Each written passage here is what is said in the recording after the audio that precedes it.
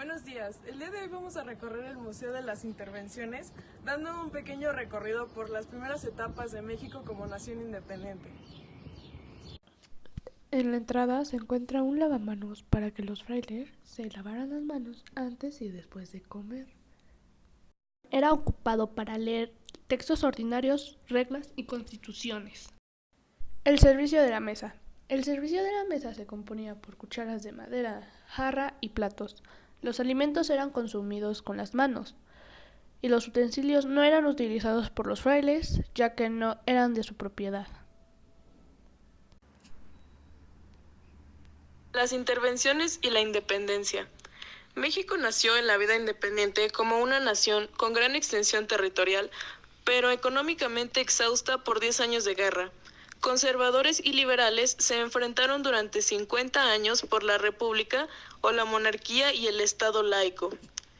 El país se vio acosado por las potencias extranjeras que aprovecharon los problemas políticos, la falta de recursos económicos, las divisiones, la discreción de la población e invadieron al país intentando someter a la población, ocupar territorios y definir el sistema del gobierno.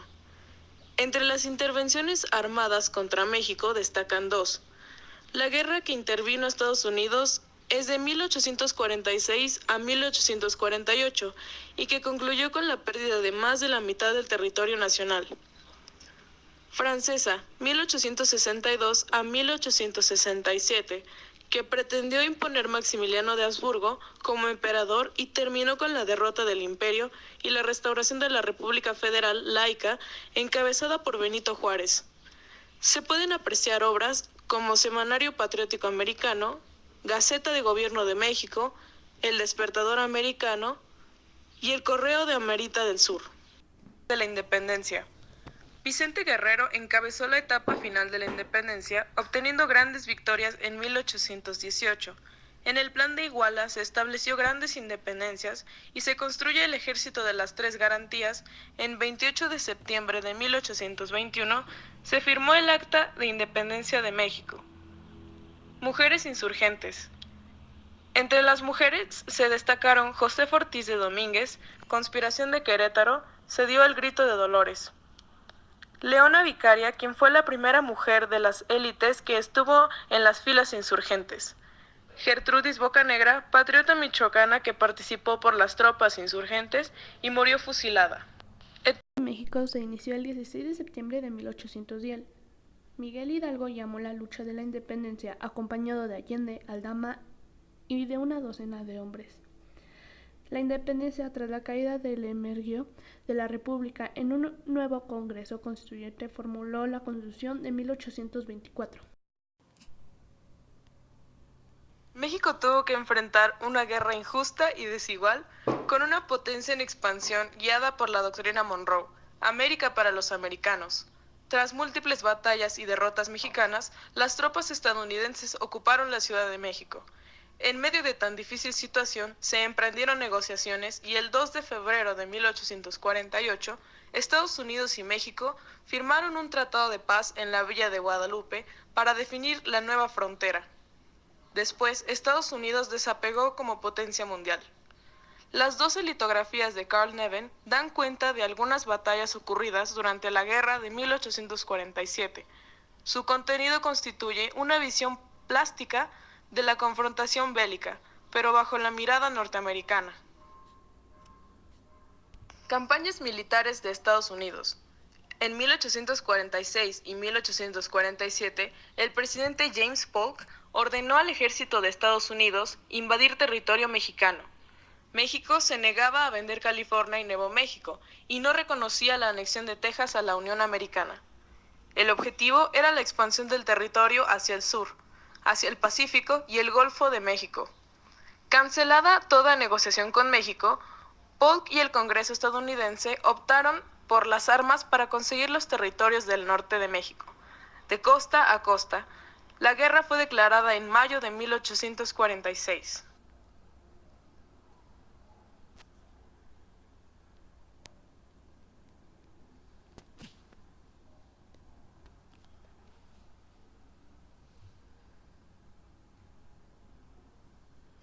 celebra en la primer luna llena de primavera. Esta conmemora la liberación de los esclavos judíos en Egipto.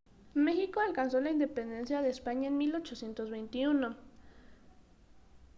Enfrentó desde ese momento el acoso de las potencias extranjeras necesitadas de recursos naturales, mercados donde colocar sus exponentes de producción, territorios para desbordar a su población o esclavos políticos que facilitaran su influencia en el continente americano. En los primeros 17 años de vida independiente, México sufrió el ataque de dos naciones europeas, España y Francia. España intervino en la conquista del país en 1829 mediante una fuerza expedicionaria encabezada por Isidro Barradas, que desembarcó a la costa de Veracruz y Tamaulipas. Barradas fue derrotado por el general Antonio López de Santa Anna, pero último intento de corona española para recuperar Nueva España. Entre febrero de 1838 y marzo de 1839, Francia exigió compensaciones económicas a partir de un diferendo comercial con México que se organizó por los reclamos de un pastelero. Francia atacó y tomó el puerto de Veracruz. Ninguno de los dos ejércitos pudo triunfar sobre el otro. Finalmente se alcanzó un acuerdo económico inconveniente para México que se prometió a pagar 600,000 pesos. España y Francia aprovecharon el caos administrativo y político, pero sobre todo la división de las fuerzas políticas y sociales, así como la debilidad militar de México, que iniciaba una vida independiente. Batalla de Churubusco. En el trayecto hacia la Ciudad de México, los norteamericanos encontraron una heroica resistencia en el convento de Churubusco. Con solo 6 piezas de artillería, las batallas Independencia, Bravo, Victoria, Hidalgo y San Patricio, bajo el mando de los generales Manuel Ricón y Pedro María Anaya, defendieron la plaza hacia el último tiro. La falta del parque y de apoyo por parte general Santa Anna, que se retiró con 6,000 hombres, precipitó la derrota el 20 de agosto de 1847.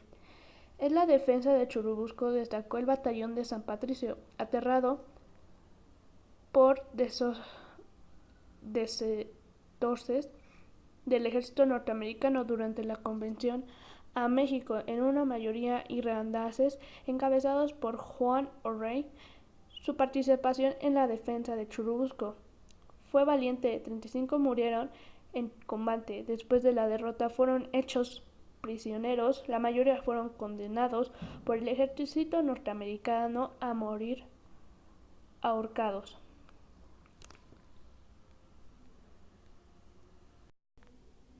Batalla de Sacramento, Battle of Buena Vista, Batalla de Buena Vista, rendición de la Veracruz, entrada de las tropas estadounidenses en la Gran Plaza. Battle of Cerro Gordo, Batalla de Cerro Gordo, asalto a Chapultepec, carteles de venta de esclavos, 1829, venta del niño esclavo Lewis, New York, Carlton and Porter, 1859, y Declaración de Independencia de Texas, facsímil.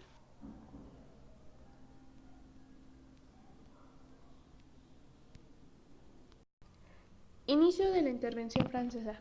Napoleón convocó a una convención en Londres. El gobierno de España, Inglaterra y Francia resolvieron de forma alianza tripartita y enviar tropas a México para obligar al gobierno a pagar las deudas extranjeras. A finales de 1861 llegaron a Veracruz más de 5,000 soldados españoles, 800 ingleses y 3,000 franceses. El presidente Juárez nombró a Manuel Doblado encargado de negociar. Los 3 países invasores designaron al español Juan Prim.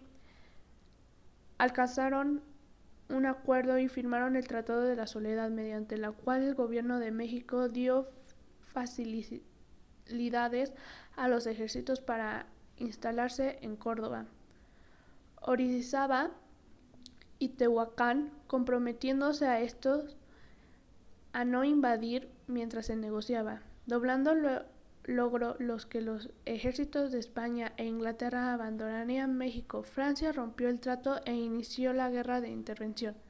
Negoció por políticos conservadores y recibió su apoyo. El Congreso le otorgó al presidente Benito Juárez poderes ilimitados. Invasión a Veracruz. El 21 de abril de 1914, el puerto de Veracruz fue bombardeado e invadido por una flota militar de Estados Unidos. El pretexto fue la negativa de Huerta a aceptar una exigencia de desagravio. Izando la bandera de aquel país, no hubo declaración de guerra. El almirante Fletcher encabezó el bombardeo y la invasión. Hubo muerte y destrucción. La defensa del puerto por parte de la Armada de México y de la población fue heroica. Los marines yanquis, con superioridad militar, ocuparon Veracruz. La revolución se extendía por todo México. El ejército constitucionalista, encabezado por Venustiano Carranza, combatía contra el gobierno usurpador de Victoriano Huerta, a quien Estados Unidos durante el gobierno del presidente Taft había apoyado en el golpe contra Madero. El nuevo presidente, Woodrow Wilson, no reconoció al gobierno de Huerta, pero pretendía inmiscuirse en asuntos internos de México. No veía con buenos ojos la Revolución Mexicana. Consideraba amenazados los intereses estadounidenses. Wilson trató de apoyarse en las diferencias del primer jefe con Villa. Supuso que habría una negociación con Carranza. Se equivocó. Tras la caída de Huerta, en julio de 1914, Wilson mantuvo la ocupación de Veracruz. Presionó a Carranza amenazando con apoyar a Villa. El primer jefe se negó a negociar y exigió la salida de las tropas de Estados Unidos de Veracruz. La invasión era una violación al derecho internacional y a la soberanía de México. Finalmente, en noviembre de 1914, los marines que ocupaban el puerto de Veracruz abandonaron México. 116. La expedición punitiva de Pershing contra Villa. Una vez derrotado Huerta por el ejército constitucionalista, los revolucionarios se dividieron. Villa se declaró enemigo de Carranza y lo combatió. En el Bajío fue derrotado por el general Álvaro Obregón.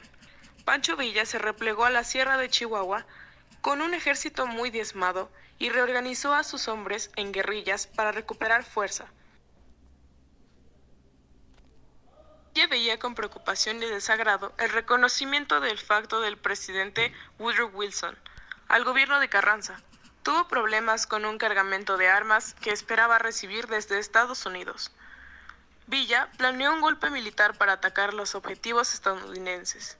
El 9 de marzo, una fuerza de 573 hombres, al mando del general Francisco Villa, atacó el pueblo de Columbus, Nuevo México, en territorio estadounidense, a unos cientos de metros de la frontera. El ataque de Villa provocó la muerte de civiles y militares estadounidenses, así como destrucción, incendios y robos en el poblado y en la guarnición militar. El ataque de Villa provocó la muerte de civiles. Renuncia de Díaz, Madero fue electo presidente en 1911, un año después de la iniciada de la revolución. El general Victoriano Huerta y otros militares porfiristas organizaron una ayuda del embajador de Estados Unidos, Harry Lane Wilson, un golpe en febrero de 1913. Aquellos aciagos días se conocen como la Decena Trágica. El presidente Madero y el vicepresidente José María Pino Suárez fueron aprehendidos y asesinados. Victoriano Huerta se proclamó presidente. Venustiano Carranza encabezó la lucha contra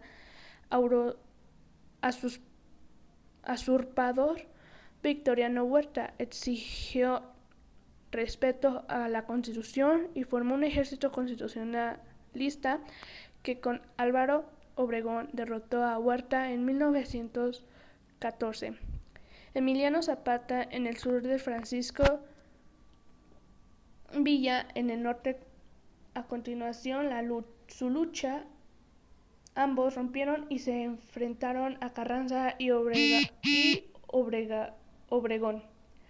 Entre 1913 y 1917, el general de la Revolución retiró el país. Carranza llamó al Congreso de Constituyente el 5 de febrero de 1917, fue proclamada la nueva Constitución, de la cual recogió las demandas revolucionarias de los distintos grupos y de la primera en el mundo que integró a un texto de derecho social. La Revolución Mexicana fue la primera revolución social del siglo